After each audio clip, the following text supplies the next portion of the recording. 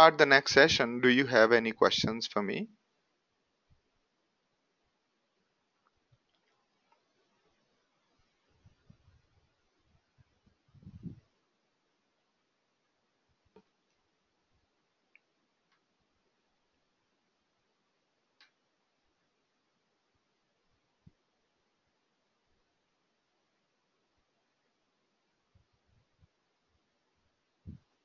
All right.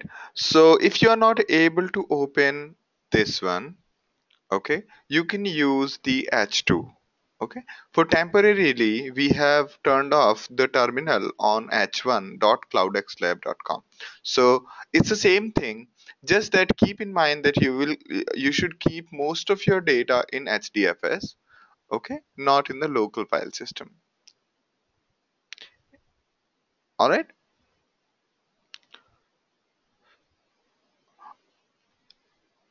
The other way to log in is that you log in here.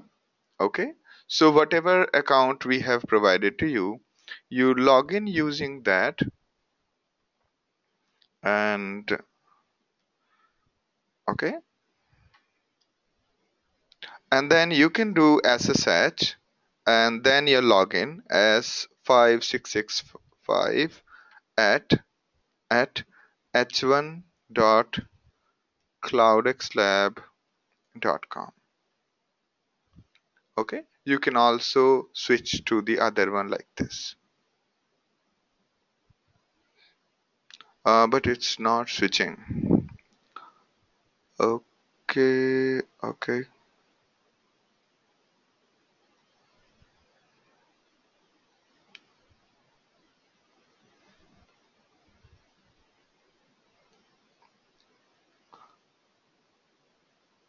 All right, all right. So let me start my scribbling. I think this is the best way to do. We will make these notes available. It takes a bit of time, and we will. All right. So today, what date is today? Today is 24th October, 8:30 p.m. All right. Now here. So first question was that have we started the recording? Good. Brilliant. So before we start our usual discussion, we will get into the various details. All right, and so all right. Let's first answer your question. So what email address should I use to send the questions to you? Just send it to Hadoop at nobigdata.com, or you can simply drop the email to reach us at nobigdata. All right. Then, hi Naveen Gupta, and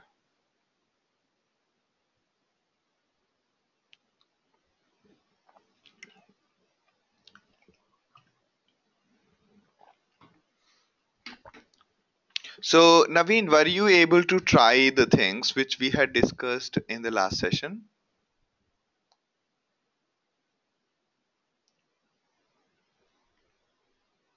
Okay, I think you should try all of that.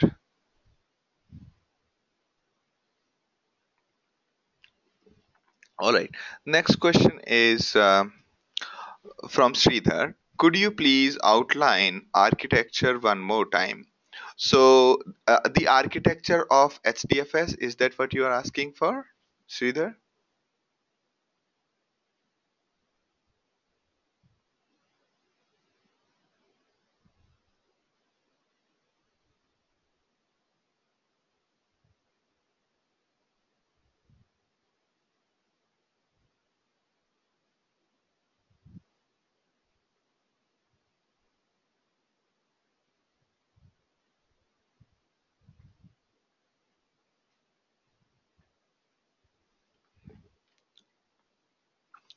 All right.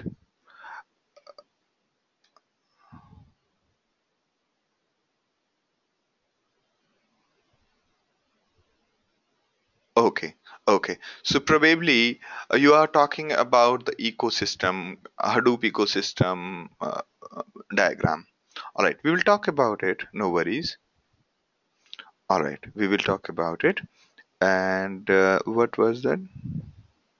Yeah, one is that we will basically send it to you and would update in LMS. Okay, the guide which we have followed to set up our own cloud labs, we will send the same thing to you. Right? Randhir, are you able to hear me clearly now?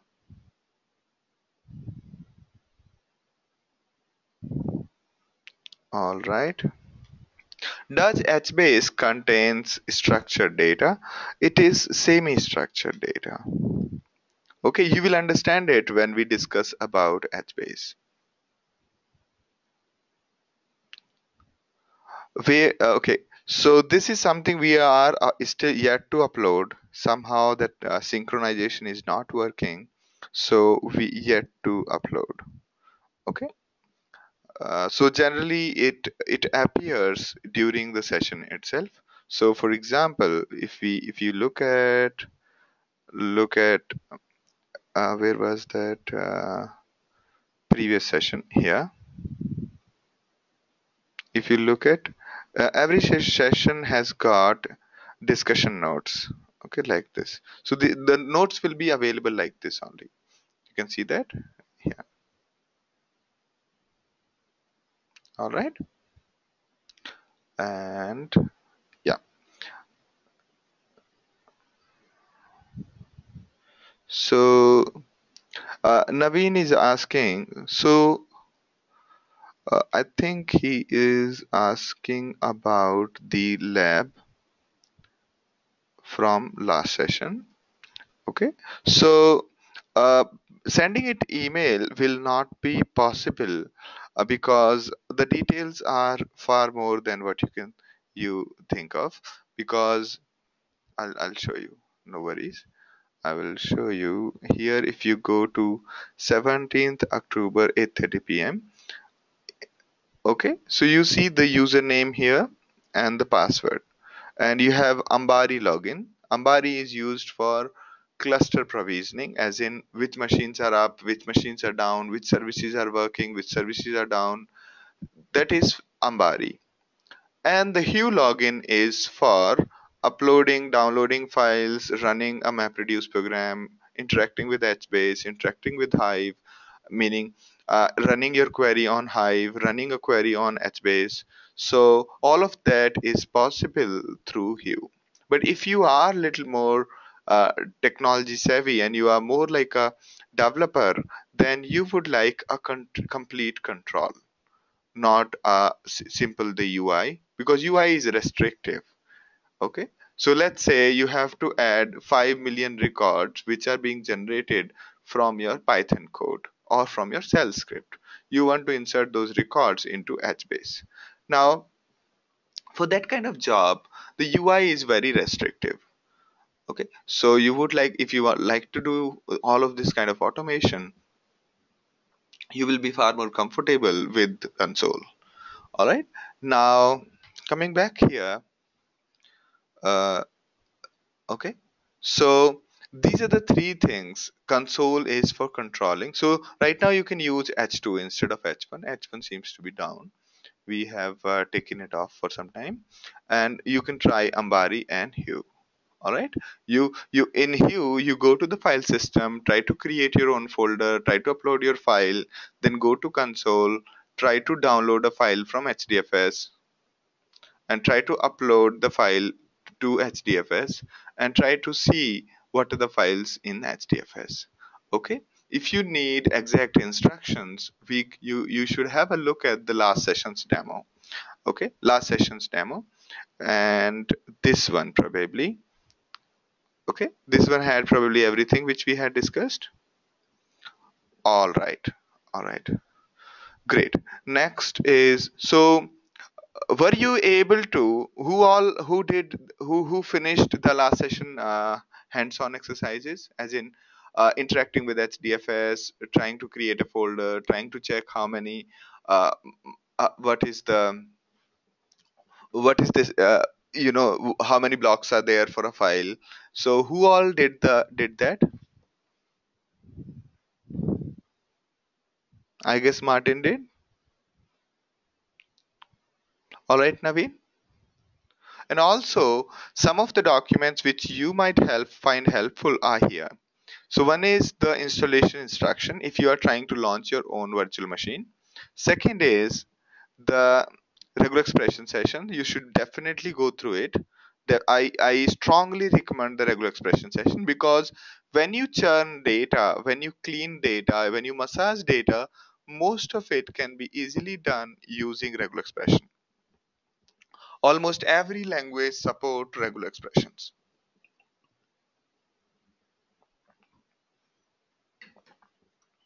All right. Next, you should definitely go through this. And there were one more thing. All right. Yeah.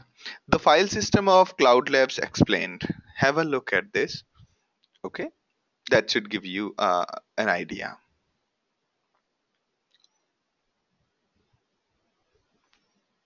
All right.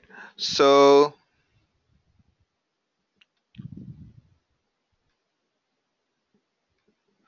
now we have a question from Justin. What cluster we use? Can you describe? We use a cluster on Amazon right now, and we have how many nodes? All right, I'll show you. So if you go to 8080, not H2, H1, okay.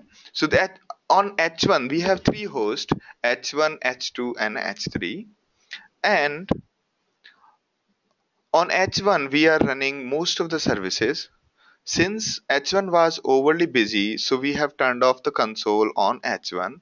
So you can use the console on H2. Okay, I'll remove this H1 from here. Next is, so you can see that our servers are up. Some of the researchers are also working on the same cluster, and whenever we have more load need, then we basically increase this cluster up to 20 nodes. All right. So it's not automatically elastic. We have to manually add machines to it. So the cluster planning is done manually. All right. So you can see that. So we have these three hosts. Okay, I'm trying to explain to what um, Justin has asked. All right, so we have three hosts, and on each host we have installed various services. Okay, so if you go into every host, the first one is H1. This is H1. So you can see that Accumulo is down and HBase is down, Kafka Broker is down, which is okay. It's not interfering with our work, because the other person is working on these services and is trying to configure those. And then there is Node Manager, which is installed here, and we'll talk about node managers and in detail. All right. So you can have a look at it from the same login as I'm logged in. All right. And yeah, you can see that 90 GB is consumed, and it's because of one particular research project we are running. One of our student is having the working on a real-time project with Dell, and there he is working with Kafka and Spark and HDFS to solve some of the problems. Okay, all right. Next, yeah, that was our brief description of the cluster. So was that good enough, Justin?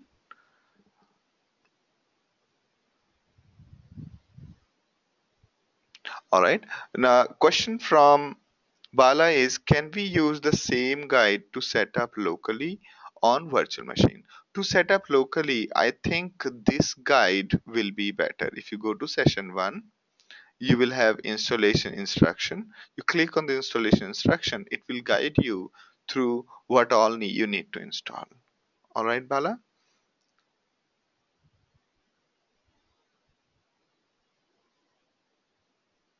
Okay, so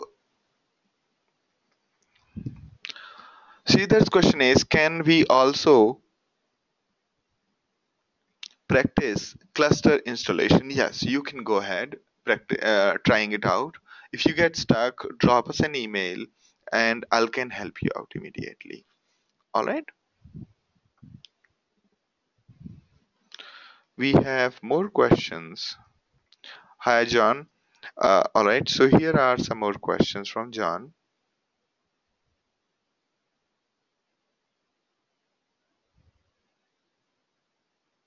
All right, so first, these are very interesting questions. Should we do one thing? There is a one question pending here, this particular. So I just quickly go through it, or I mean, or Sridhar, you could do one thing because I think other people will not be comfortable with the idea of going through the overall architecture again. I suggest you one thing. You try to go through the video of the first session. In case you have any doubts, just let me know.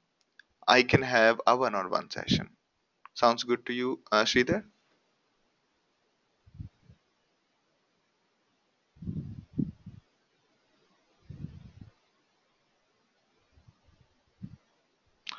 All right.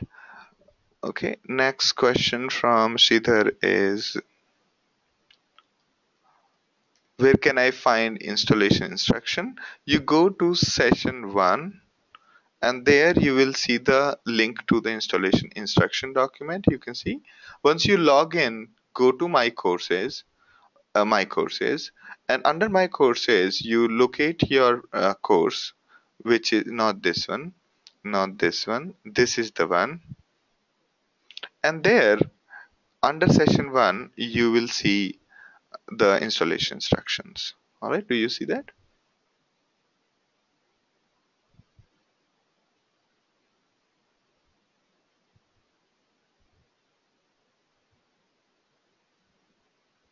All right. Okay, so there is all right. So there is another person, Bala, who would like to go through the overview again. All right. So Bala and Sridhar, just drop me an email with suitable time over the week with proper questions. But first, go through the video again, and you will get most of the overview, and then and then schedule a common session. Okay, just drop an email to reach us at no big data. Okay, okay, to schedule. Okay, reach us at no big data. That we will do it over the week. All right, it not so that one-on-one session will not be possible during the weekend.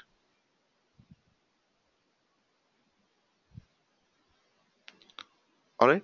So these are our installation instruction for virtual machine. All right, just have a look. The cluster instructions we will upload here itself. All right, we'll just put the link for the one which we have followed. All right, good. All right, now moving on. Moving on, there are very interesting questions from John. Let me just go through one at a time. All right, let me see if anybody else can also answer. So we talked about HDFS Federation, where we had a mapping of where we had multiple name node, some name node catering to some top level folders, other name node for each name node is catering to one top level folder. Okay, basically division of the folders is what name node federation is all about. Okay, so that was name node federation. The question is, Which host keep the mount table? Mount table is a mapping between this folder. All the requests for this folder should go to this particular name node, and all the requests for this folder go to this particular name node. Okay. And as a general thumb rule, in if you think about MongoDB, Zookeeper, and anywhere where there is a federation, where the load distribution, the mapping, such kind of mapping is always maintained by the client. The client driver, which takes care of connecting to the Hadoop and getting the data. It is the client driver which keeps these mappings. Just like your browser keeps in caches the relationship between the DNS and IP address, similarly the driver keeps the mount tables.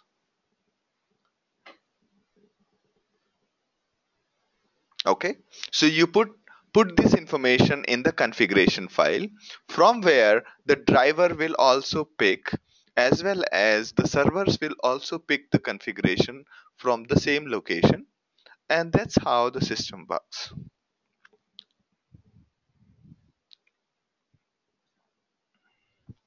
And yeah, so that's how it is.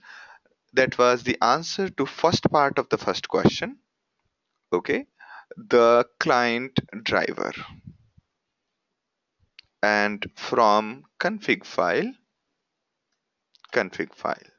Now it might look like there needs to be a master, but no. Here there is nobody master out of the various federation node. Again, the question will keep on arising, which one is the master? Okay, so client doesn't. Okay, this sentence is not the way it is working. Okay, so it is the client or the user, client library or the command decides which name node to s- send the request to. Okay, and in case the client makes a mistake, and is sending the request to the wrong name node, and then it will reject it. It will say that I don't own that folder.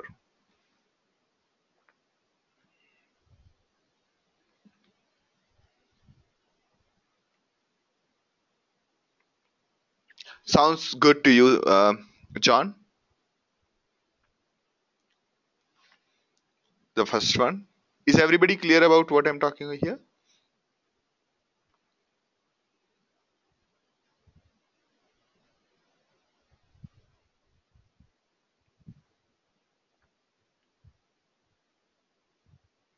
All right.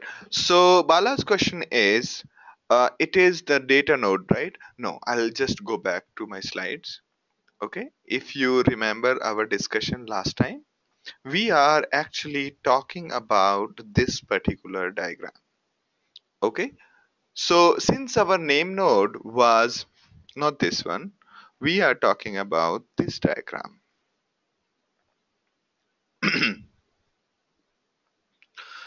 So this federation was done in order to separate data. So if you have multiple name node, have multiple how can you distribute the work to them?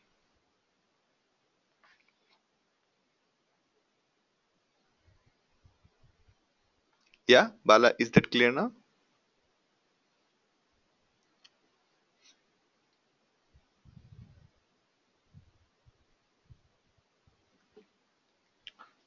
All right, great.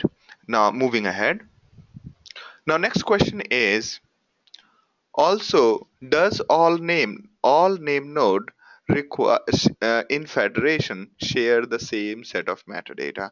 No, but they share the same data nodes. Same data nodes. Okay, So as you must have visualized that here we have name node, and each name node will have their own data nodes. No, there is a pool of data nodes in which name nodes store their data. All right. Otherwise, you can imagine that the minimum number of machines. So, okay, a quick question: how many minimum number of machines we need? We need for a replication factor of 3,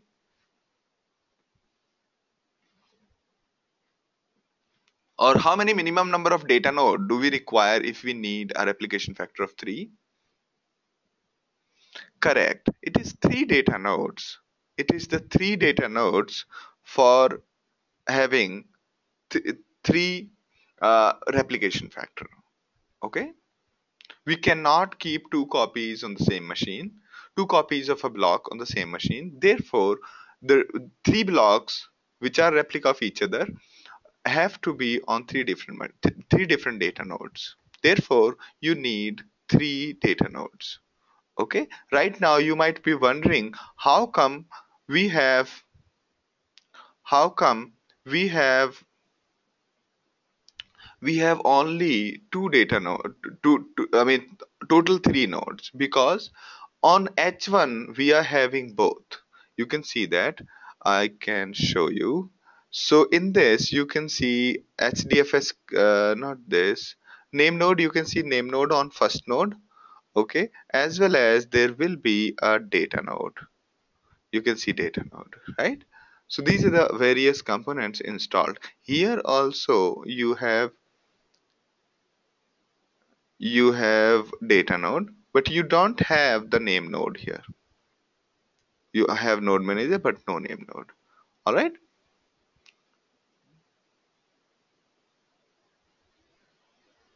Yes, so Srini, that's what I proved. The name node and data node can run on the same machine. Okay, at the end of day, name node or data node or any of these things we are talking here, you see there are so many services. These are basically processes running in the background, listening on a port, so that anybody can connect to that particular IP address and the port and start talking to these services. And that's how the whole network architecture works. Everything is a service listening on a port, and everybody connects to these ports.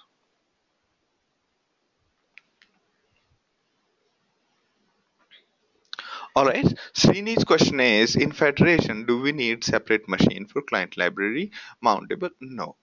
All the clients, whosoever is connecting to the center table, will use a configuration file, and that configuration file will have this information of who which folder goes to which name node. In case you change this mapping, you need to inform all the client manually.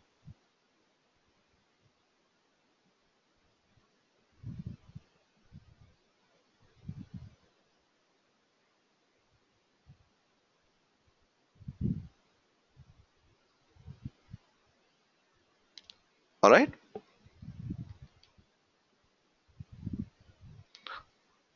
Now, Bala's question is, the best practice is to keep the name node and data node on different machine, correct? Not really, not really. Reason being, name node consumes RAM and data node consumes disk. Therefore, actually it is okay to have name node and data node on the same machine. Just that name node gets really, really busy, and therefore you would like to avoid any other service to be on the same machine as name node. All right. So we will avoid that. We will avoid keeping name node and data node in the high load kind of environment. Here in our case, we are not creating too many files. Hardly we are creating 100 to 200 files in a day in our name node. Therefore, we are okay. But in a high load scenario, you should generally run data node somewhere else. But initially, you should start with name node and data node on the same machine. If the system is getting thrashed really high, then you should avoid that. You can see from the hosts here. You can see from the host, the load on average on the first machine is very low, second machine is very high, third machine is very low. Okay, you can see that. So based on this, you generally decide and observe what is it that is causing the load, and if it is needed, then we move some of the components.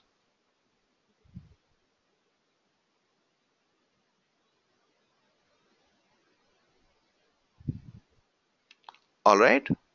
So Naveen, are you able to see this interface here? This one?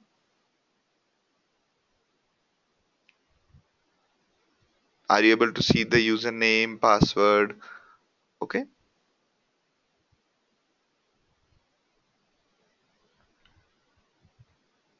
All right. Great.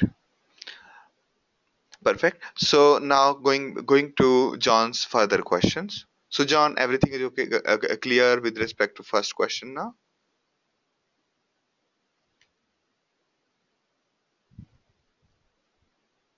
Does rack mean an independent system with a dedicated IP address? So a rack means a network. Rack means a network. Rack does not have its own IP address. Rack represents a subnet. So the way in a data center, what people do is people stack the computers in an almirah.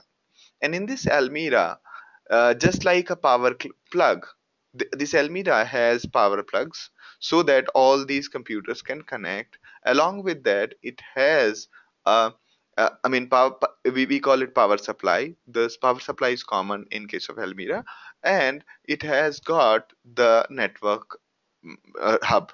Okay, so on this hub, all these PCs connect, and there is only single wire that goes from the almirah or the rack to the central system, central router. Okay,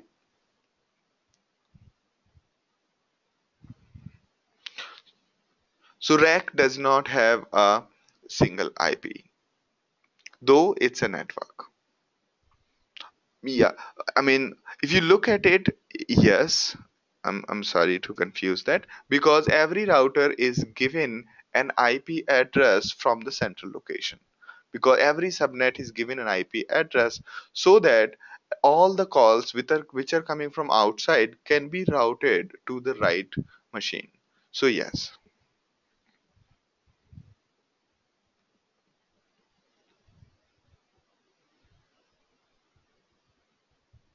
yes. All right.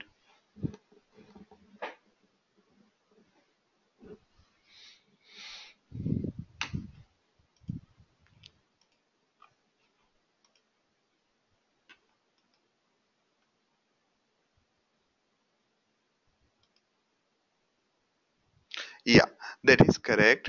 So H1 is the name node, and H1, H2, H3 are the data node. That is correct. Now, next question is, all right. So we are able to answer the questions. Moving ahead.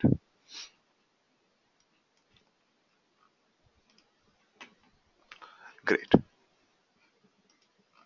All right. Any other questions? A great set of questions. Thank you very much, all of you. And keep the questions coming. This is the only way of learning. There is no other way of learning than asking questions. Okay. I mean, you cannot learn by just listening.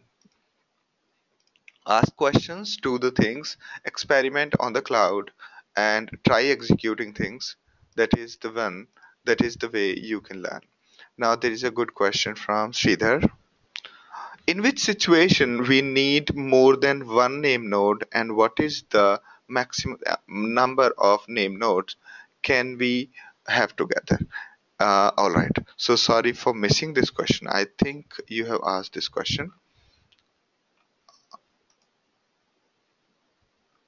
All right. Good. So in what situation can somebody answer this question?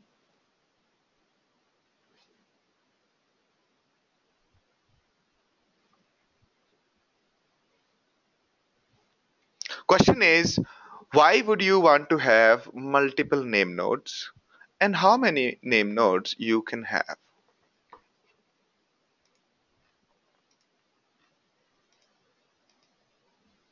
All right.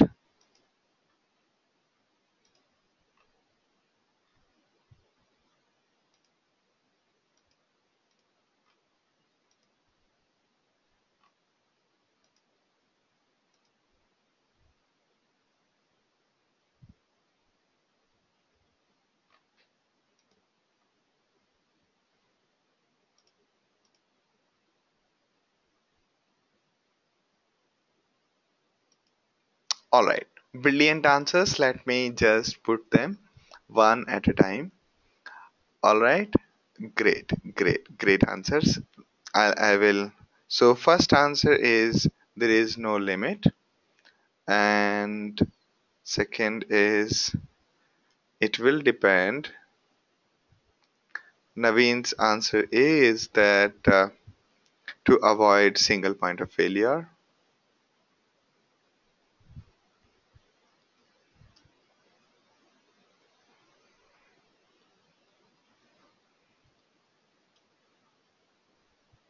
I will just put it together here. So these are the answers from the same person. I'm trying to group them together.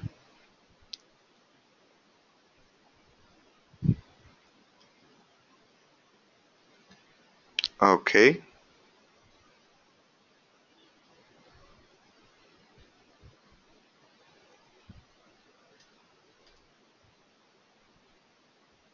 Brilliant.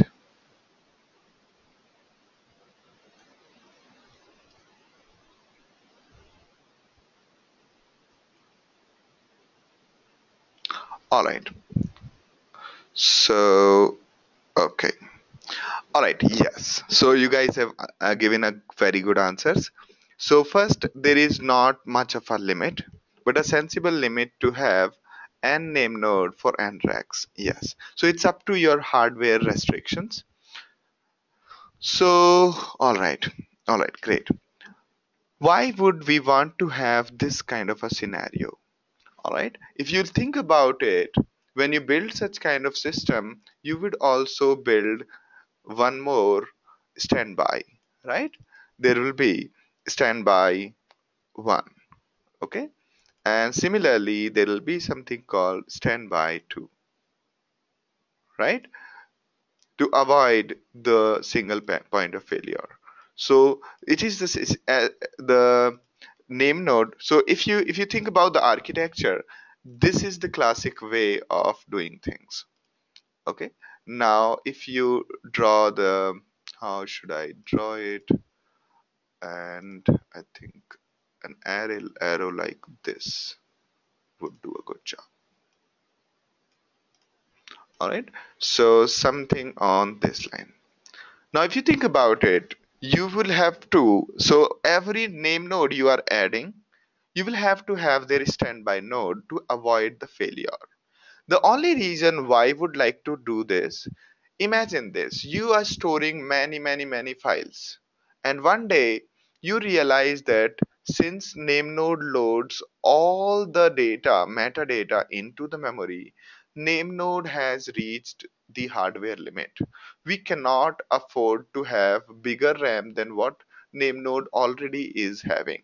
Therefore, what we need to have, and still we need to have more files. You can imagine that the files on the Google scale.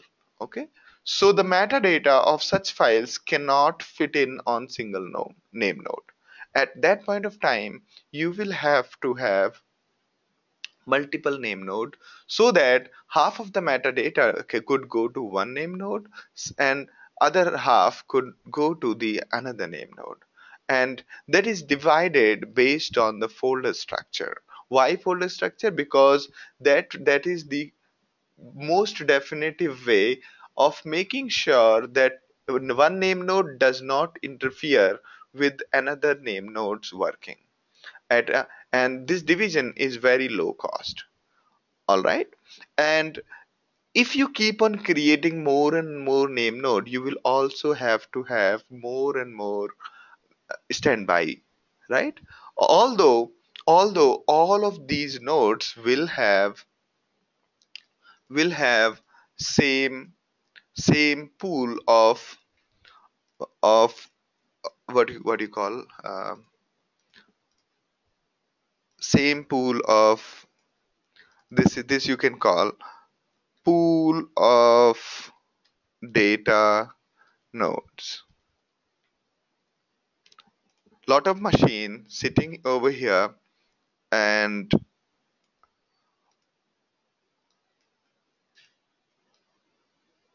okay, so this way. Sounds good to everyone? So all of these machines are storing data in the same data node in the form of blocks.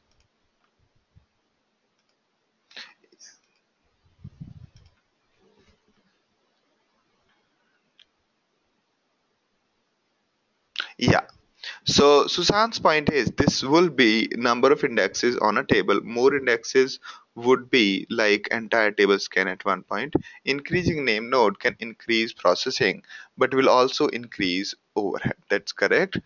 And I'm yet to understand the analogy. Yes. So John's point is that federation solves balancing, yes, and standby node solves reliability issue. That's correct. So federation is basically sharding as in dividing the load between multiple machines, and standby is increasing the reliability. In case name node goes down, everybody starts talking to standby. Okay, and this switching between name node and standby happens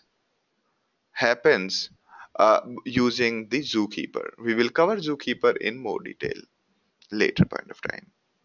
Now Sridhar is saying who is responsible for making uh, decision making to go for more name node. It's generally it's generally the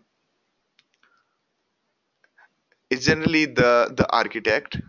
Okay, so architect or anybody who is responsible for the cluster has to has to take this call.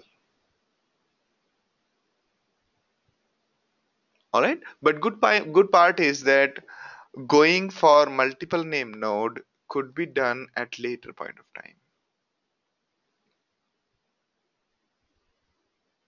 Sounds good to you?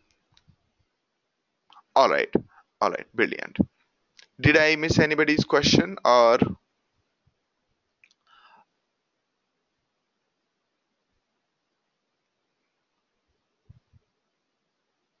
should I move on? What is the maximum number of name node? So maximum number of name node, there is not much of the you know I do not know the limit. Okay, I do not know the maximum number of name node possible. Just that uh, you would not need to go for more than one name node in most of the scenario.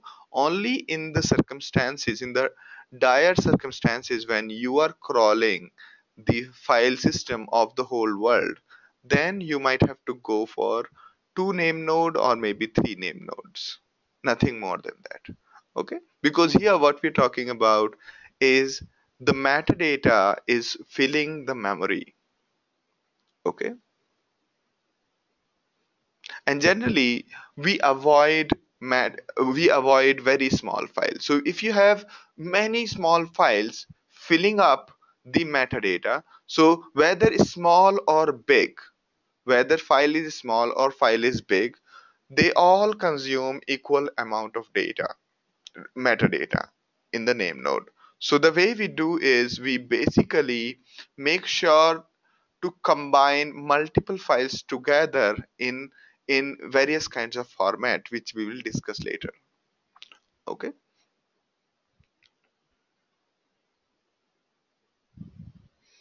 so Srini's question is, do we need separate machine for client library? No, There is not, it's like you tell your customers that for this folder talk to this name node, for that folder talk to this name, and just that this customer means a client library like command line loads its configuration from a folder where it is written that we have these name nodes and these are the directories dedicated to that. Every time we change our name node configuration, we update all our clients manually.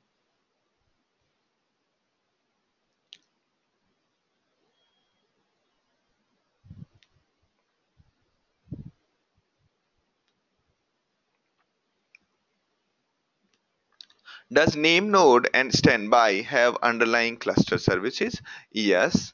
If so, what kind of services? So name node and standby are just usual nodes. They will have all kinds of services, cluster services, as in you will have SSH running on them, you will have the usual protocols running on them, the time server will be running on them. So all of those services would be running on all these clusters. All right,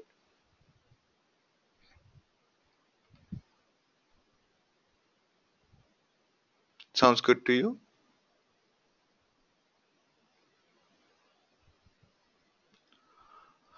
All right, so moving ahead,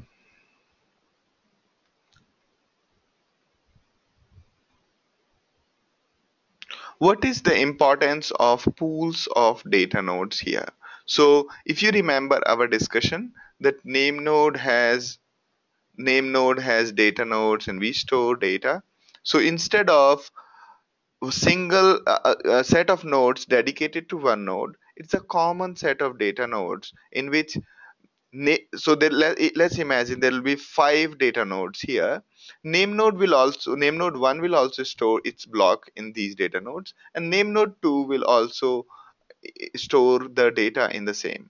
Okay, so the data for which the metadata is in name node or name node 2, they all share the data nodes. Okay, that's what it means.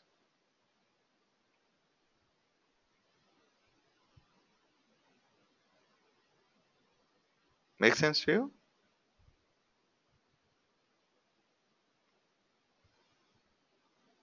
No, it's not. Yeah, you can say connection pooling. Pooling is a common word in which we create a pool, like we pool money.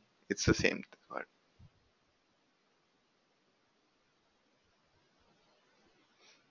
So the purpose of having common data nodes is that data node basically will not have to have multiple data nodes. Imagine that as we told you that there will be three data nodes dedicated to name node 1, three data node dedicated to name node 2. Now, even though we have six data nodes, but still our reliability is only 3. Our application can only go up to 3 on each one. Therefore, sharing the data nodes actually helps in storage. Okay. What if name node 1 does not get much data while name node 2 gets most of the data? In those cases, it is important to have share the data nodes. All right. It's like sharing the Almira for sharing the resources. Okay. Going back. All right. So today, I think we have not discussed this part yet. Have we discussed any of this yet?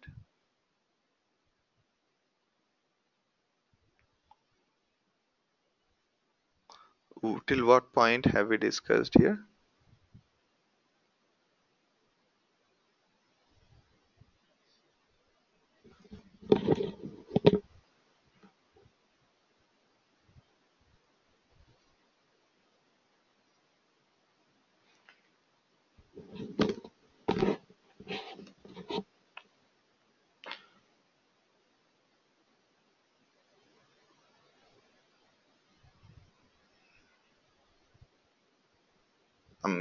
Just a second, because I have two sessions running, so I get confused between what is going on where.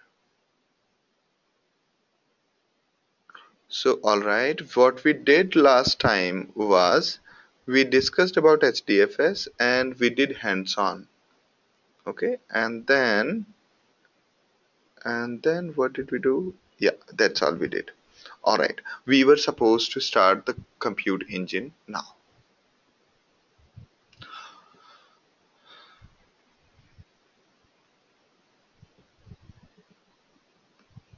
Alright, so here's a question for all of you. Imagine that you have a usual computer, such as a 1 gigahertz processor and having 2 gigabyte of RAM. And what you want to do is you want to sort 1 terabyte data. Okay, let's say you have 4 terabyte hard disk and in which one of the folder contains 1 terabyte data in plain text files. And what do we mean by this 1 terabyte data? It has got 10 billion strings having 100 characters each. Now, how would you do it?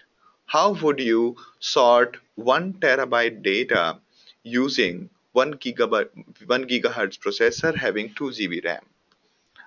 Okay, all right. What I'm looking for, I'm not looking for the exact approach.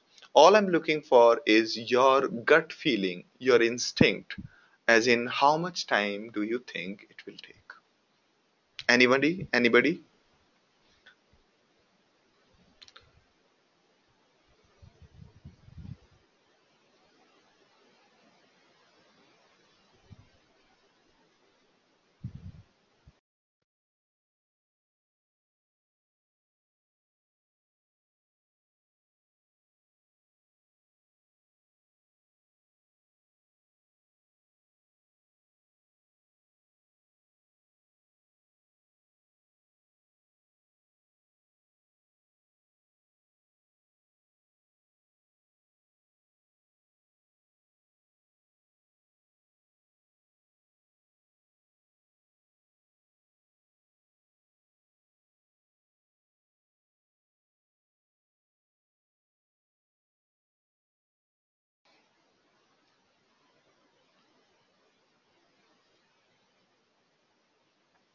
All right.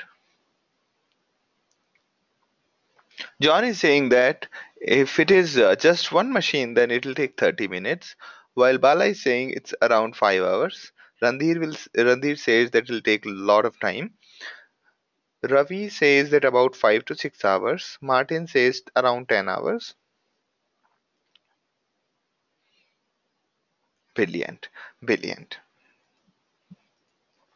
So basically, it would take one around 6 to 10 hours.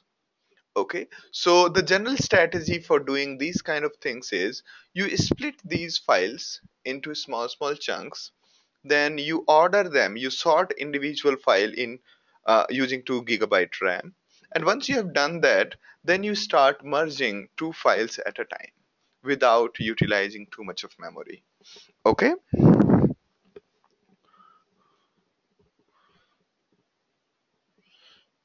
All right. Pavan says around 5 hours. Okay, good.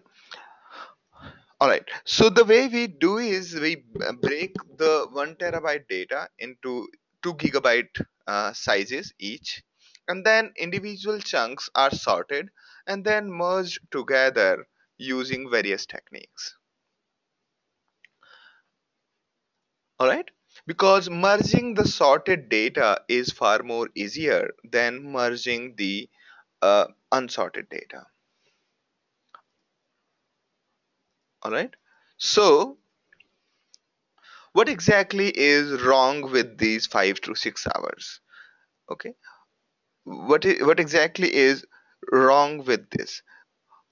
Okay, the thing which is wrong is we might require faster sort. Okay, and we might have to sort the bigger data, and the relationship between the data increasing and the time is not linear. Okay, it's not linear, as in if your 1 terabyte is taking 6 hours, 2 terabyte will not take 12 hours. It will take how much? Anybody?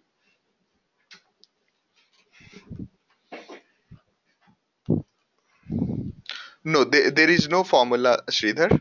This is just a instinct. Just I actually tried to run it, and for me, it took around 10 hours.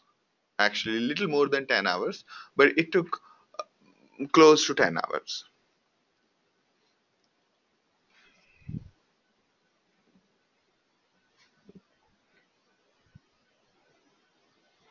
Okay. So, yeah, the question which I'm asking now is if 1 TB is taking 6 hours, how much time would 2 TB take? Question 1, 12 hours. Number 2, more than 12 hours. Number 3, less than 12 hours. Anybody? Fourth, no, there is no relation.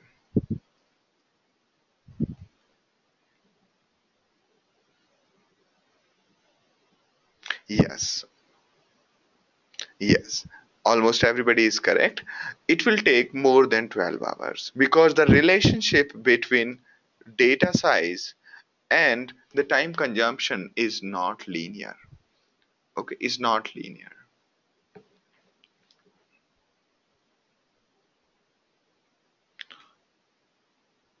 If you have, I mean, know a little bit about sorting, sorting is not a linear time. Okay,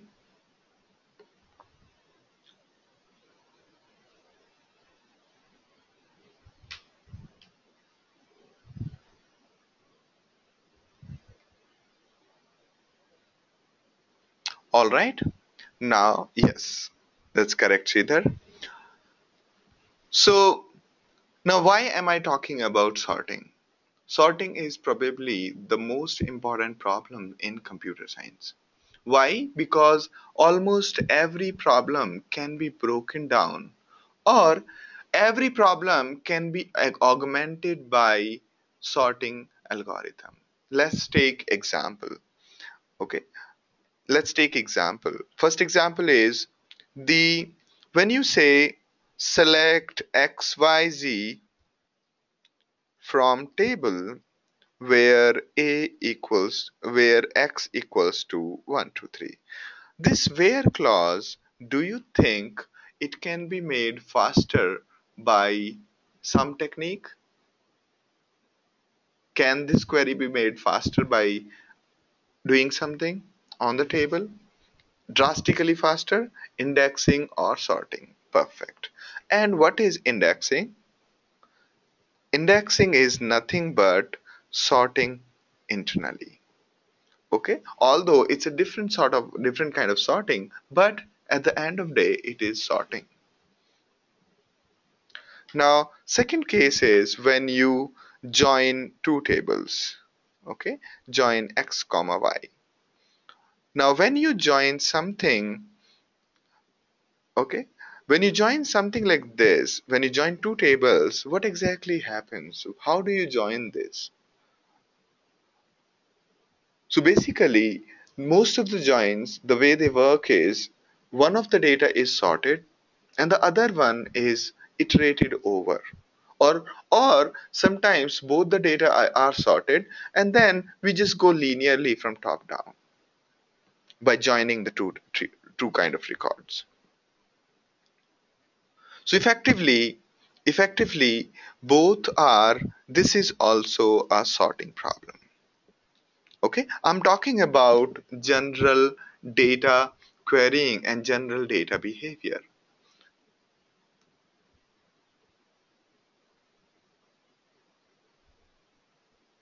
Yes, Susant, the sorting might be physical or sorting might be only logical. That's correct. Yes, brilliant, brilliant. So all of you are agreeing with this point. Next is say group by. Group by is of course sorting. Now, when you do group by, or let's say there is X, there is Y, and there is again X. When you do group by, you basically first sort the data. Well, first you sort the data, then, okay, and then once you have sorted the data, you just go from top down, and till the point the key is same, we keep aggregating it. Like here we keep going from top down, and till the point this key is same, we keep going down and we group it. Okay, so this is how the grouping works. So grouping is also effectively a sorting problem. Okay, next is your order by, which is blatantly a sorting problem. Okay, it is of course sorting. Fifth is, did I miss something? Where clause, joining two data sets, group by, order by. Okay, so did I miss something in SQL query?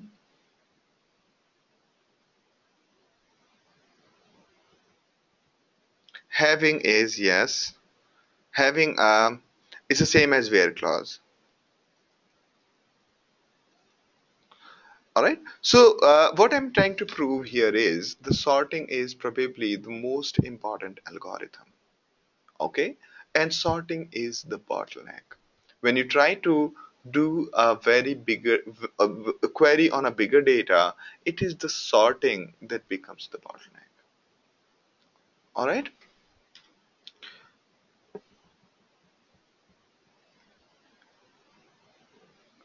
Yes, count, star, exist, good, good. Those are very small things. Those are individual functions which get executed. But the general construct is something on these lines.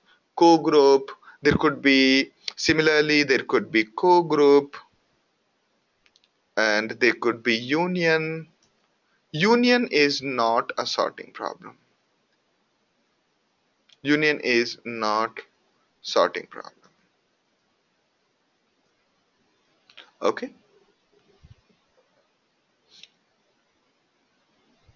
Yes. Brilliant. Great. Great.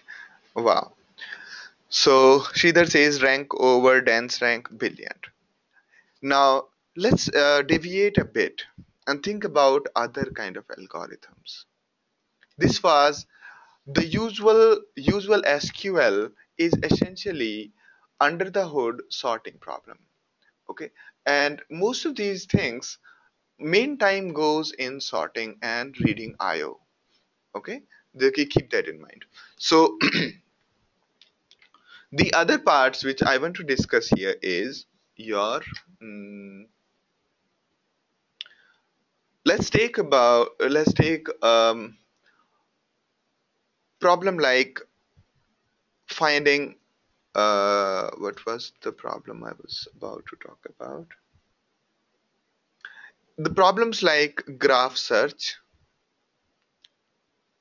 they all depend on sorting. Okay, partially they depend on sorting. We sort one part of the data, then combine it with another, and so on. So effectively, most of the data structure problems can be improved or improved by involving sorting. All right, and thereby,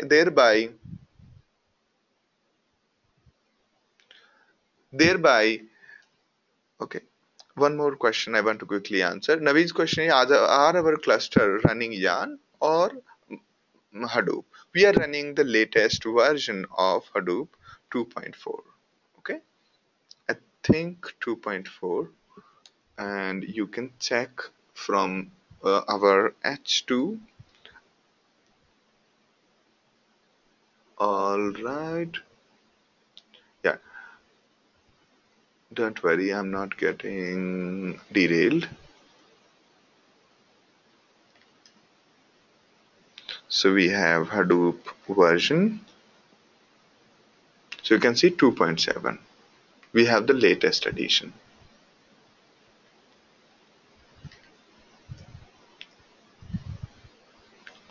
All right.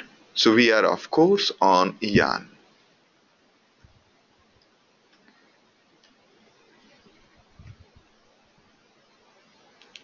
All right. Now coming back to, and it shows everything, like all the details.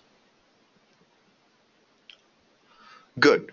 Now, since the sorting problem is so important, there is a website called Sorting Benchmarks, and everybody competes on sorting benchmarks. Earlier, Hadoop won that race once, then Google won it once, then Hadoop, and then last year Spark has won the sorting benchmark. So sorting benchmark is a chest thumping where everybody competes on how much data can they sort in the smallest amount of time.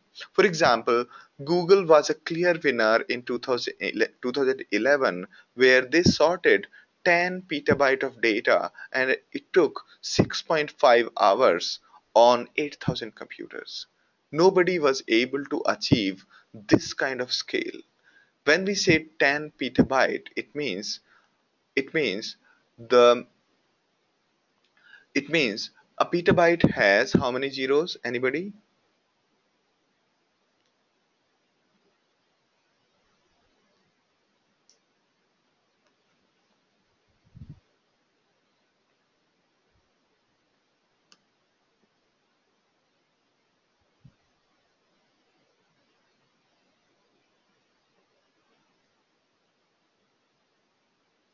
Correct.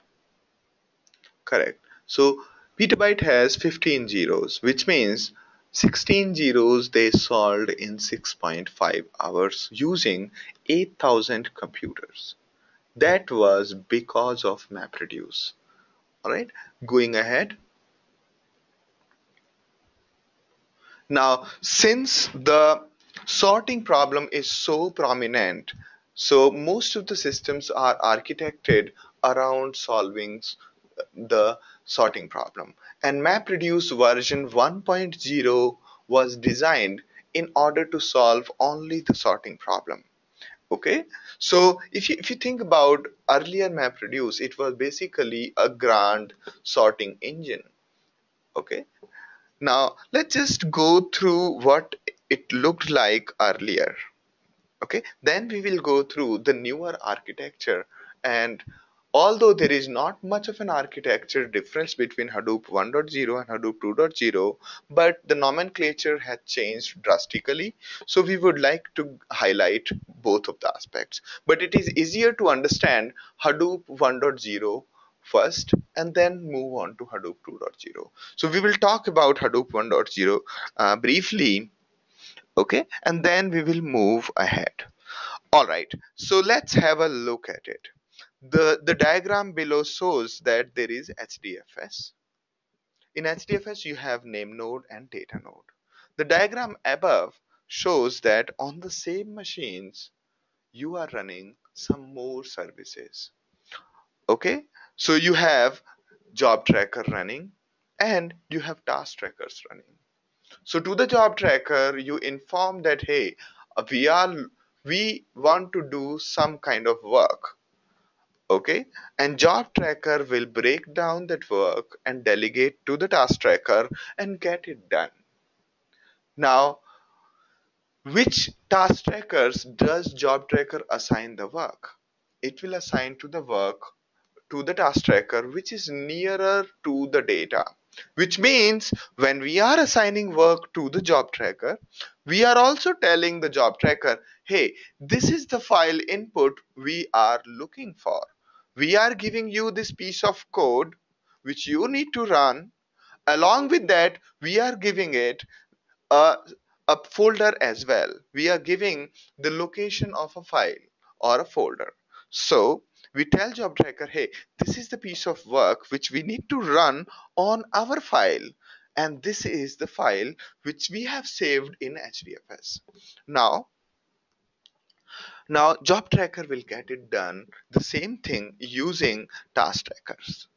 Okay, so another way you can look at it is clients talk to task tracker, job tracker, and job tracker talks to task trackers, and task trackers work and give the results. Okay.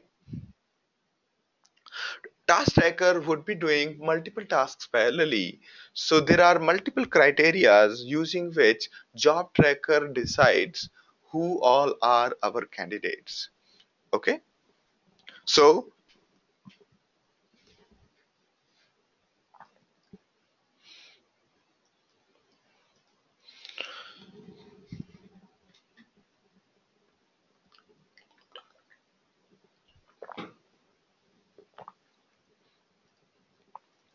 all right.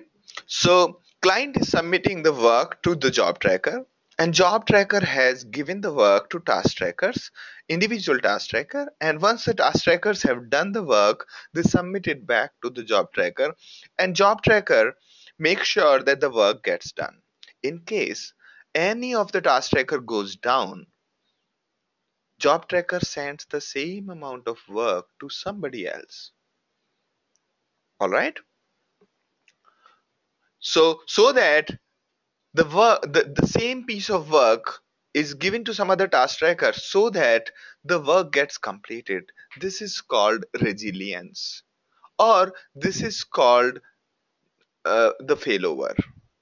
Okay, this is called the what do you call the resilient programming, as in, even though there was failover, but we were able to solve the problem without worrying about few machine getting down. Okay, so that is one way Hadoop handles the work. All right.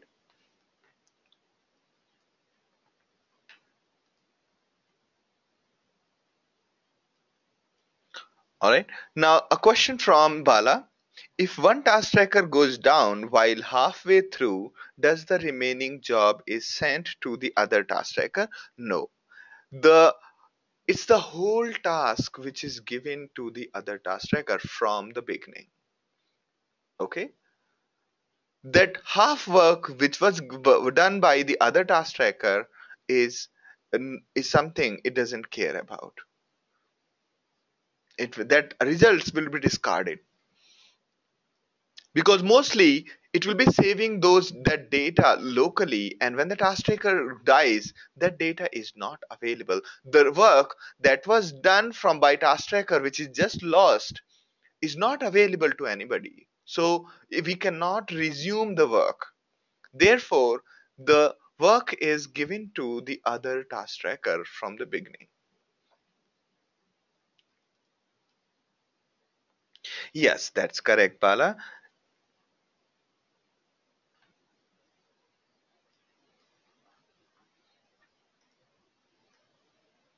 Good point, John. Let me Yep. So, task trackers are individual data nodes, yes, but where does job tracker sit? It can sit anywhere. Generally, we make this job tracker sit on separate machine so that if there is a too much of load, then it does not interfere with any other thing. Okay? So job tracker generally sits anywhere. It can be on name node, it can be on data node, it can be on separate machine. It doesn't matter.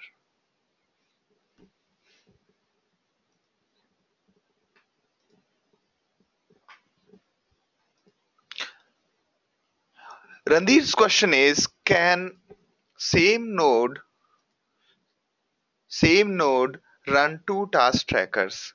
No. But one task tracker can do multiple tasks parallelly. Okay? I'll tell you why.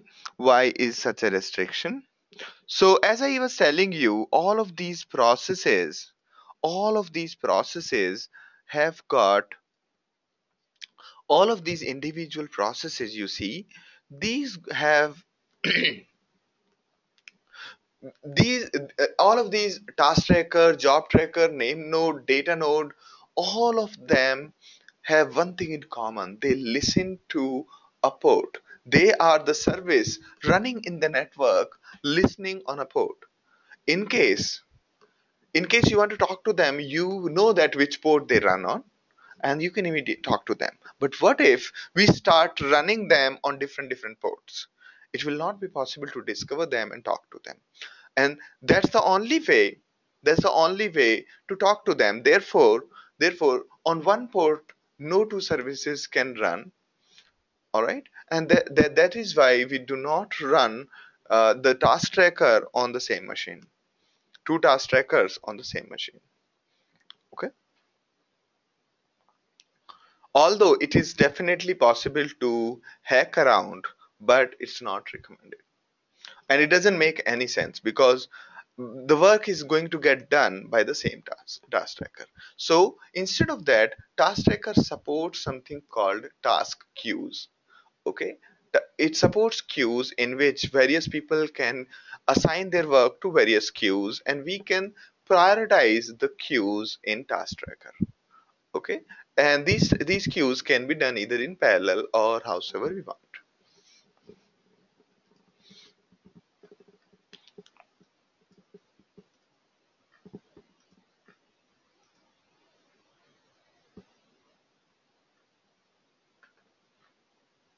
All right, looks like my voice got, you could not hear my voice.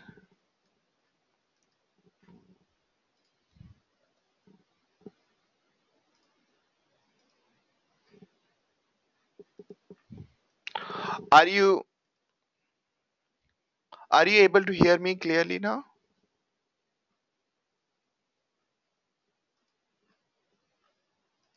All right. So I was explaining that why. So every service runs on a port, and on a port, no two services can listen to. All right. Therefore, it does not make any sense to run two data nodes on the same machine. And if you want to get multiple things done on the same machine parallelly, each task tracker can run different tasks parallelly. Okay, so I was uh, answering to Randhir's question. Right? All right. So very good questions. And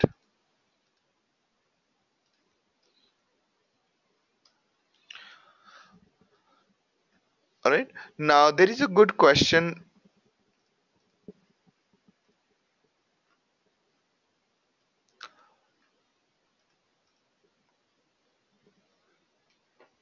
Just a second, let me check what's going on.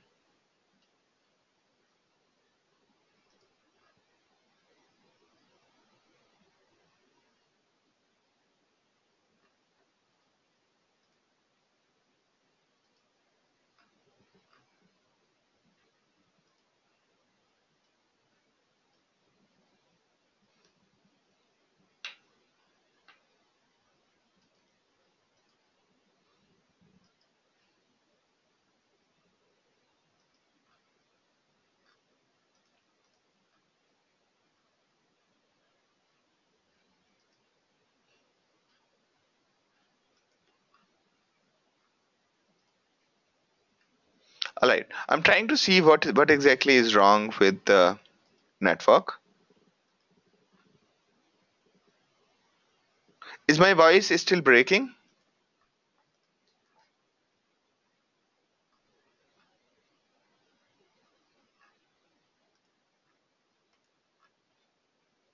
Okay, so let's do one thing. Let's take a break for 10 minutes and come back at 10 o'clock.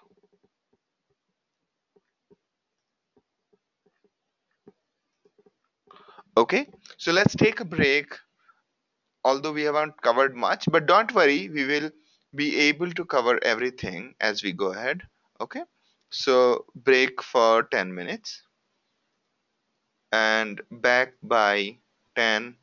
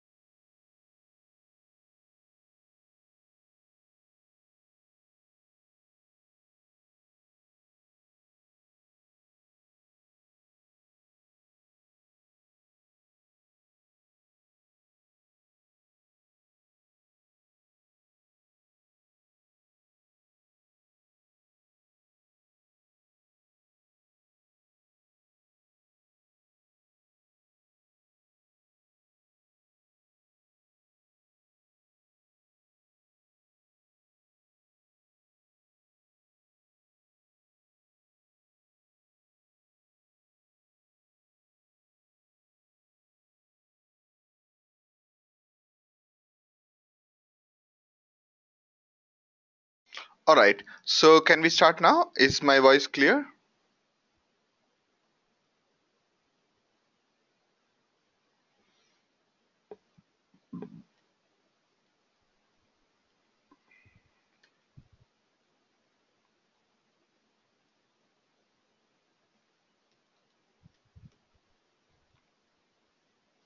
Great.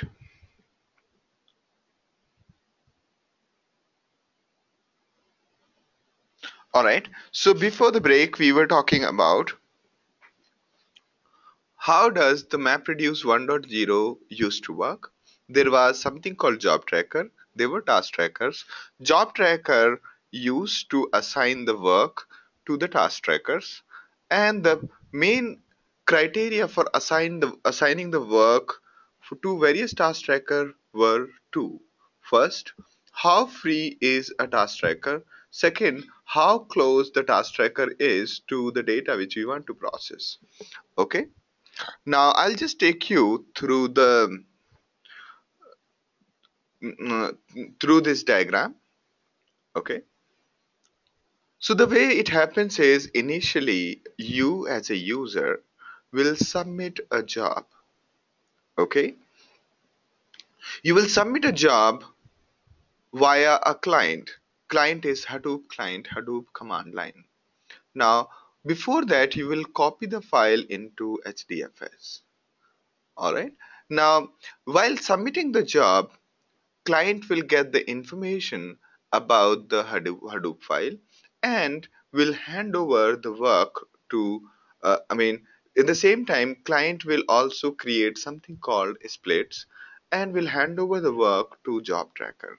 Now, job tracker will, the client will submit the job to job tracker, and once the job tracker gets the work, okay, it will create something called maps and reduces. And uh, uh, before that, so this is very important. So job tracker will initialize something called job queue. This job queue will keep a track of which work was given to which task tracker and which task trackers have finished the work. Okay. And once those individual task trackers finish the work, they will come back and update the queue. And once all the works are finished, when all of the work are finished by all the task tracker, this job tracker will assemble the output and put the output in the HDFS and inform the user or update the job's status in it will update the job's status with the status as completed. Okay. And in the meantime, in case one of the task tracker fails, so you can think of this work was given to H1, this work was given to H3, this work was given to H4, this work was given to H5. Okay. In case any of the task trackers fail, the same work will be assigned to some other node. All right. And then it will wait for all these to finish.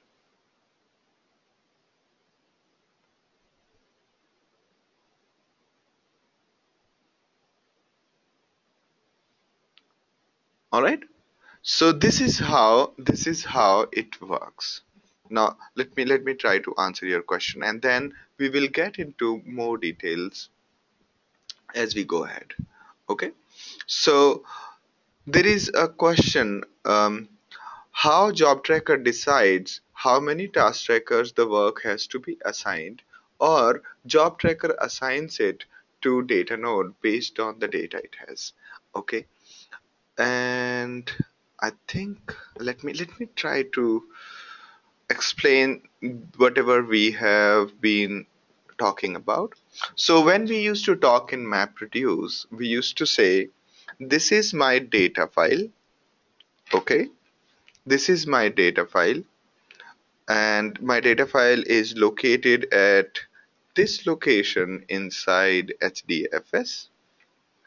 This location inside HDFS. User sg my file dot say txt. So these are the things, the parameters, these are the things which we send to our job tracker. Okay, we told that this is my data file, this is the function, this is the program which we have for map. Okay, this is our map function. Okay, this is our map logic, and we write maybe, well, let's say we write a define function, and in this we basically create something like do something with the data, do something with input data. Okay, then we will create something called reduce logic. Okay, in the same way, just assume that right now that we have these two functions. Okay, now what will job tracker do is job tracker will run your map logic near to the data. And once everybody has finished working on map logic, and it, whatever results it gets, it will run the reduce logic in one of the task trackers. Okay, reduce logic also runs on the task tracker. So for time being, you can think of, we want to do something with the data, we want to process this data. Okay, sometimes it might happen that you don't have data to process. In those cases, you can inform job tracker that, hey, we don't have data, just send our work to multiple machines which don't have which basically are free. Okay, send our work to the task tracker which are free. Sometimes we may not have data to process. Okay, say for example, we are trying all permutations of say, I'll give you a very bad example. Let's say you are trying to crack some password, or you're trying to find out how a particular DNA permutation ends up. So you are trying to basically find the key for a lock. So you will keep on trying all the things. So you will delegate some of the sequences to one machine, some to another, some to another. So in those cases, you may not have data to process. All right. So basically, you tell job tracker that, hey, this is my file. File is optional again. And then you tell, this is my logic. Again, logic is also sometimes optional. All right. Now, once it gets this logic executed near to the data, please note the word near to the data. So job tracker will assign the work to all task trackers which are having the blocks of this file. If you remember, our HDFS file is basically blocks, and these blocks are distributed across the network. So each block we can process with this logic. Each block we can process with this logic, and then whatever is the result is gathered back. Now, sometimes it might happen that the machines which contains first block is not free. It will try to find out who is having the replica copy of that particular block. If all the three machines having the three replica copy of a block, if all of the three machines are busy, it will find out the fourth machine which is nearer to the data. It may be in the same self, okay, or in the worst case scenario it will be in another data center. Okay, so the idea is the data should not be transferred, instead code should travel. We should take this map logic, reduce logic to the data rather than bringing the data to this code. And that's the whole idea behind job tracker and task tracker. And that is why the compute engine cannot be totally agnostic about the location of data. The whole philosophy of having the file system as a commodity does not work in the big data scenario. Why I'm saying that? Let's imagine that in a typical use case in an organization, we take the file system and mount it on our computers and start using it. Now, any operation you do, it's basically a remote operation in the usual file systems where you have one particular disk which is mounted from the remote. Now, if you have the disk really located at a far place, no matter what you do, the data will travel. The data will travel and therefore it will be inefficient. Okay, again, if the task tracker if the task tracker is not sitting on the data and data is located on some other cluster, it is going to be very time consuming to do the computation. Make sense to all of you?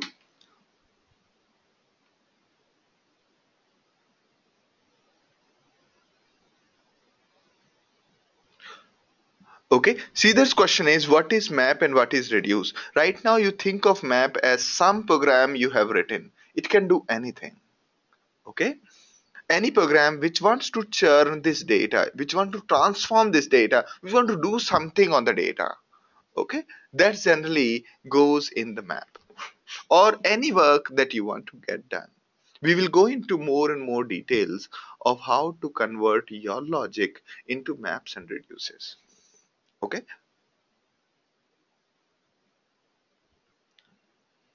now very good question. So let me first answer the previous question. I think I have not answered the previous questions. All right, so here, how does job tracker decide how many task trackers? So basic based on blocks of the file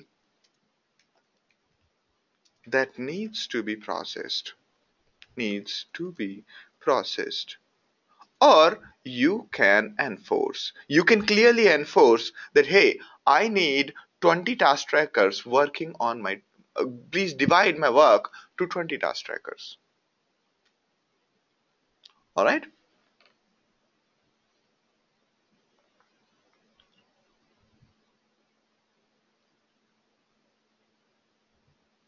all right, brilliant questions, keep them coming.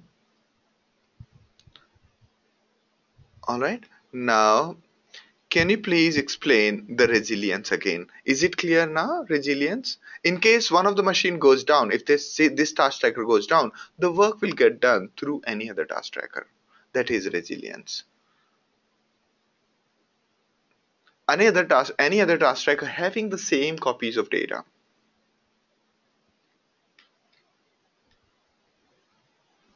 All right. Yep. So when two task trackers run on two nodes, they will run on only on node where data resides. Yes.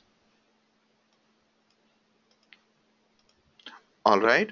Can you explain by taking example of data saved on three nodes? And yes, we will take this example. Don't worry. We'll take this example. Even if task runs on different node, they will share the same data. No, they will not share the data. Okay. We will go into the details. You will get more clarity. I know exactly what is the confusion. There is confusion like what if multiple node needs the same data at the same time. We will go into more and more details of how exactly the data assignment happens. So do not worry, that's in my agenda. And how does job tracker keeps the latency? So this is something configured, not discovered. Okay, it's not discovered, it's configured. Why I say configured? When you build the map of your network, you define something called a data locality tree. Okay, or you can say the rack awareness. You build that tree, and based on the tree lookup, so you build the tree, you give the name to each IP address in the form of directory structure. Okay, you give instead of so you translate each IP address into a directory structure in the configuration, and based on the directory structure lookup, it figures out which nodes are closer to each other.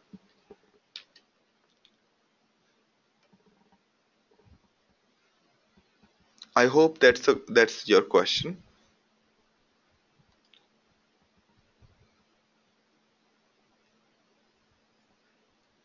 Yeah. So John's question is, would have been awesome if it was discovered. Um, all right, I have a bittersweet experience with this, so I'll share my experiences with you. So in case of MongoDB, in case of MongoDB, okay, the closeness is auto discovered, auto discovered. Okay, so each node keeps pinging to the other nodes and keep noting the distance based on the time of the ping. And this pinging keeps on going all the time. And eventually what happens is that the whole network gets clogged because of pings. But since in MongoDB, since there is an election and other things that keep on going on to select the master, unlike in our case where we decide on the master.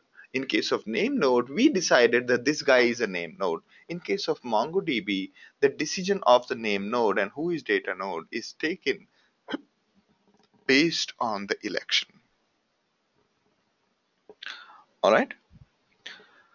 And this closeness is auto-discovered, and this basically clogs the network. And that is main reason why Hadoop avoids the auto-discovery. Because if you know your network, please configure it. Do not, do not do the over-engineering. That is the psyche Hadoop does it. And the reason is that you are not changing the location of your network every second day. Okay.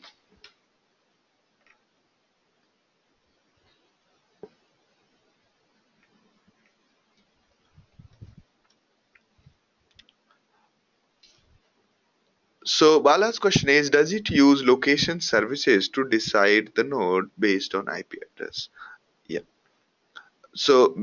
Yeah, basically based on IP address, it decides if only the last digit is differing between two computers. They are generally considered by default as very close to each other. If second last digit of the IP address is changing, that means it's far little farther. If third last, then it means it's further farther. If first digit is changing, that means these two machines are in different data centers altogether. Okay.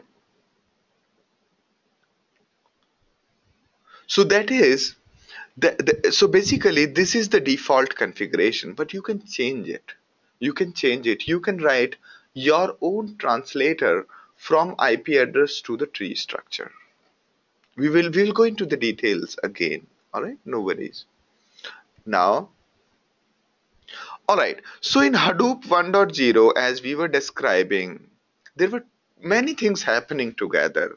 One thing that was happening is we were describing how the program gets executed on task trackers and how the job tracker tracks what is going on where. But in some cases, in and sorry, so basically there were a lot of things going on in Hadoop 1.0.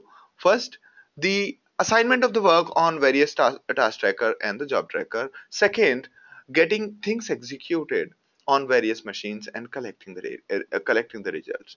Third, doing the whole logic of map and reduce. Okay, so all of this was like combined together. Now that's where Jan came along. Jan said that, okay, this MapReduce is a great thing, okay, which other systems can also use. Okay, other paradigms like MapReduce can also utilize the resource management. So MapReduce was doing both the things. Resource management as in which machine will is free, which machine is busy, what's going on where, and what process should we run, and all that. The resource management was there. Which data is closer to which node, and all of that resource management was mixed up with MapReduce. It was very tightly coupled. Although there were a lot of people who wanted to do the same thing what MapReduce did. So the only thing that was possible in Hadoop 1.0, the only way to write your code, write your logic was using MapReduce. You could only write your logic in form of maps and reduce it. That limited that limited the horizon of the infrastructure. Everybody wants HDFS. Everybody wants to execute their program on HDFS in the network because we have already dedicated so many machines to HDFS and we are not using the processors and RAM. Why not we execute the program near to the near to the data, and we have more requirement than only MapReduce, and that's what led to the Hadoop 2.0. So the Hadoop 2.0 initiative, called Yarn, here we ended so it broke MapReduce into two. Okay, it's like saying that on my Windows you can only execute program written in VB. Earlier that was Hadoop 1.0. Okay, you can only execute program written in VB, but later point of time people said that okay, all other programming language, everything can be done, but the operating system will do the work, and this Yarn became our operating system analogous, okay, for cluster. So Yarn is basically running, is a layer where nodes are running on multiple machines, and when people, like when MapReduce wants to get something done, it asks Yarn to do this, and others also can utilize Yarn to get the work done. All right, now because of this minor change, although it was a full revamp of MapReduce. Okay, because of this, a revolution started. Other than MapReduce process, there were many more processing engine running on Hadoop. Okay, this all is a part of Hadoop. We it got Tails, it got HBase,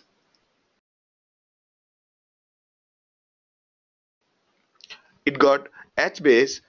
HBase also started executing its processing on Yarn, and stream processing, Storm, everybody was able to execute things on Yarn.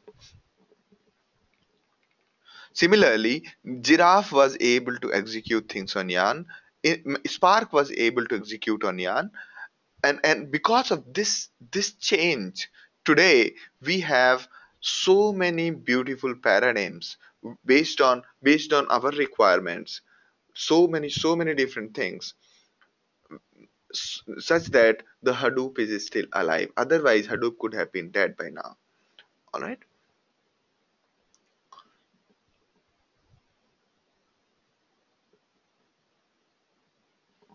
So basically, in Yarn, the workloads other than MapReduce are supported. The scalability has increased, and compatibility with MapReduce 1.0 was there. But programs were just need to be recompiled, not rewritten. So that's a clever thing which Yarn guys did.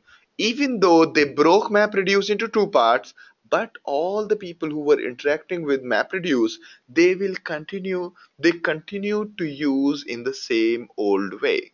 That behavior did not change. Only that if you want to use a newer API, you could use happily.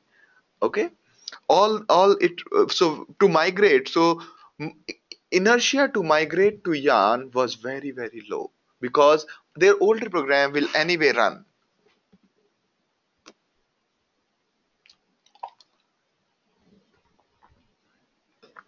And this also improved the cluster utilization. Otherwise, lots of people will say, no, we want to do a real-time processing, and our project require real-time processing, so we cannot go with Hadoop. Therefore, we will continue setting up a separate cluster while our data will be in HDFS. So this improved. I mean, I have faced this problem. So when we were doing the real-time processing earlier in 2012 February, not yeah, February, that time Spark was not in a mature state. So we ended up writing a lot of real-time computing infrastructure to process the real-time data from using Cassandra. we realized that if we want to do a real-time processing, we need to establish our own infrastructure. We cannot go with our Hadoop infrastructure, although we had this marvelous Hadoop infrastructure. Okay, so as of today, you don't do that. We basically utilize the same cluster for everybody. Like right now in our CloudX lab, there are many kind of payloads, many kind of workloads that are running parallelly. Okay, some are real-time statistics, some of the works are related to the training, and some of the work are some experiments which we are doing. So basically, because of this breaking the yarn into breaking MapReduce into two parts, there the the Hadoop became very useful cluster. Otherwise, it was just for HDFS and maybe sometimes for massive computing on petabytes of data. Only in those cases people were using Hadoop for. All right, so that changed everything about Hadoop. Now, MapReduce 1.1 has job tracker, task tracker, and something called slot in which each task get executed. Okay. Now in Yarn, the same things were broken into multiple layers of things. Job tracker, who used to do the main work of assigning the work to anything, is broken mainly to resource manager.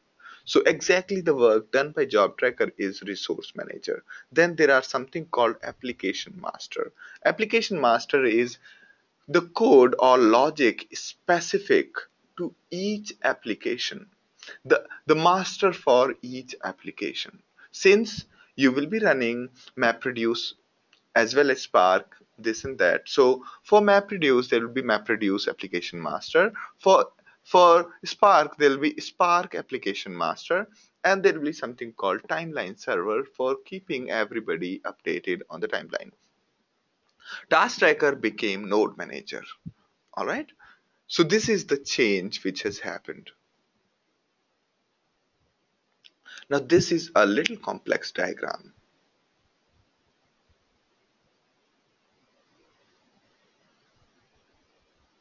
All right, this is a little complex diagram. Let's try to understand what's going on here. All right, let's try to understand what exactly is going on. So the client, which is you, or which is the command line which you are using, talks to the resource manager. Remember our diagram? Just like the way we were talking to job tracker.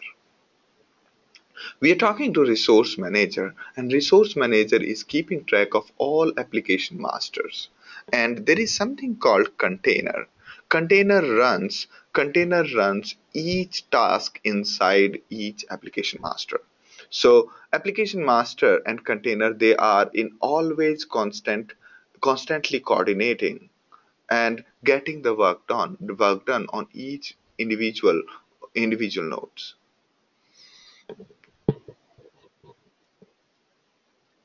So node manager takes care of the node while resource manager talks to you. You ask resource manager to get something done. Resource manager asks node manager to get that thing done. And the way it gets done is for each new kind of application, an application master is created, and that application master gets its work done via the container. All right, this is what is going on. So node manager is per agent, per node agent. It's basically a per node agent, and the node manager manages and enforces node resources allocation. The application masters are various. Some these are per application. You come up with your uh, new product, you will have to basically write a new application master. Spark guys basically had to just write a new application master, which manages the application lifecycle as well as task scheduling for that particular application. Okay, so we have MapReduce application manager, Spark application manager to get our work done over this magic, over this cluster. Make sense to all of you?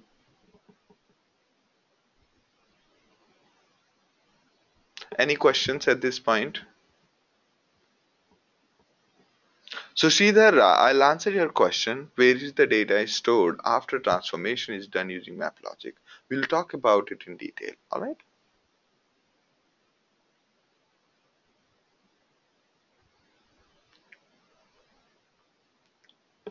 Now, Bala's question is, where does application masters run? Can you explain? So, application masters actually are running on different nodes. Okay, and application master does not necessarily have to run near the data. Who is near the data? The containers. Okay, containers is the actual body that execute your program near the data. Okay, application master continuously talks to the resource manager and negotiates for resources. Okay, and node manager gives the resources to the application master. So let's say you MapReduce application master will talk to resource manager and say, hey, I need to churn this particular file. Can you tell me which containers are available near to these data nodes? Now, resource manager will give you that these containers are available to you, and resource manager will come to know about all of this via the node manager. Okay, node manager keeps resource manager aware about what's going on, and resource manager gives you all the information that you require about the cluster.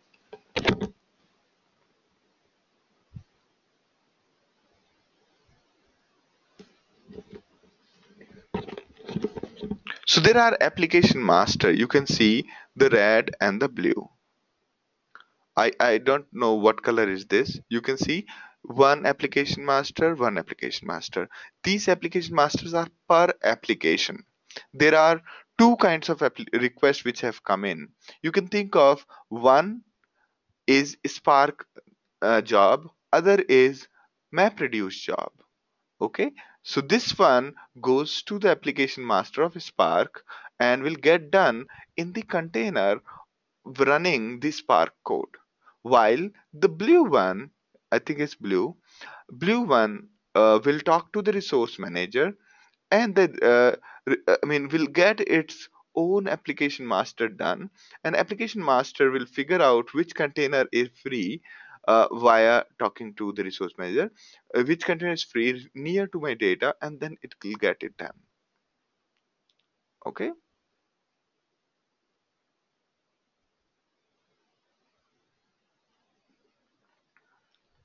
so all right.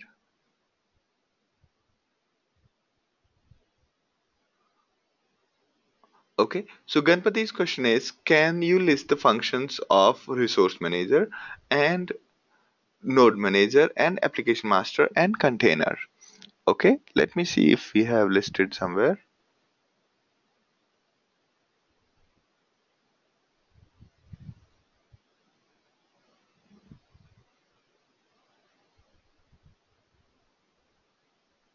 All right, this will give you a clear picture, Ganpati. Let me just walk you through this diagram. No worries.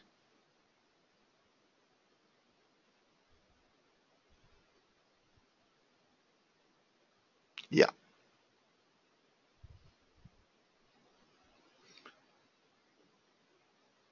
So Randhir's question is, each these are three nodes, one, two, and three. Okay, and this may be on the fourth node or on the same node. Okay, that this is as per the diagram. These are three nodes, and maybe this is on any of these nodes or maybe a separate node. Let's assume that it's a separate node. Okay, so now you can see.